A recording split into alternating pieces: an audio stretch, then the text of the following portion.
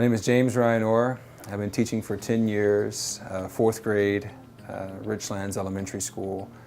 They're about 9 and 10 years old, so they are full of imagination and creativity, which is perfect for the book that I'm about to talk about. This is my second book, The Pencil Project. The first book was called The Candle Maker, and it was published about 2 years ago. The story behind The Pencil Project was a simple project, challenge the kids to change the world. Simple as that. Put a worksheet on their desk, walk away, just let them read through it. Basically, it's asking them, find a way to change the world. Watch all of them freak out, then show them a video on kids who have actually changed the world and watch the mood start to change a little bit. Conversations about, guys, I think we can do this. I think we can change the world started to unfold in the classroom, and we have one young girl named Colleen Newbold who just took her project to the moon and back. She found out about a school in Africa, one classroom that had one pencil for 12 students. And once she found out about that, she was not okay with it.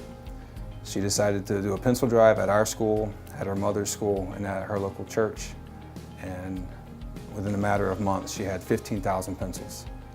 She had no way of getting them to Africa, so she did research and she found one website called developafrica.org. Something about their mission statement, something about the content on the page spoke to her, and she said, "Mom, this is the place we need to take our pencils."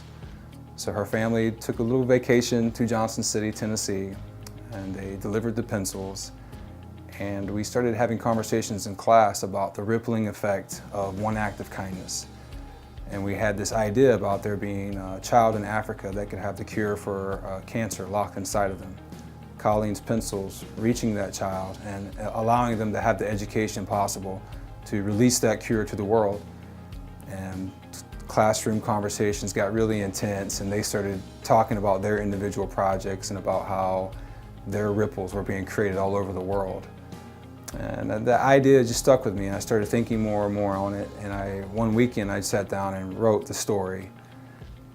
Colleen came back and told me about Develop Africa, and I changed the story a little bit to add information specifically about them. And I contacted Develop Africa to see if I could use their name in the story.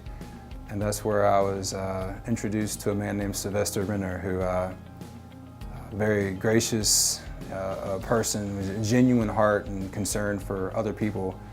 We shared ideas about the story, and he decided that he would partner up, and we published this book.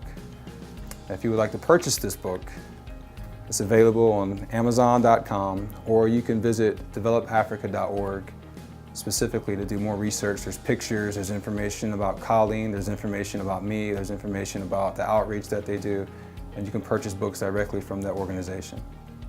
Well, a lot about Develop Africa is they gather supplies to send to places in Africa that need them most, and it requires a lot of logistics and shipping and planning and people along the way. So the proceeds from this book go directly toward helping them connect the dots and allow that process of generated supplies reaching the kids that need them most.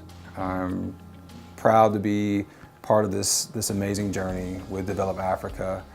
I know that if you bring this book into your home, into your library, into your classroom, it's going to bring in all kinds of ideas. The kids will think about amazing things and wonderful ways that they can have an impact on the world.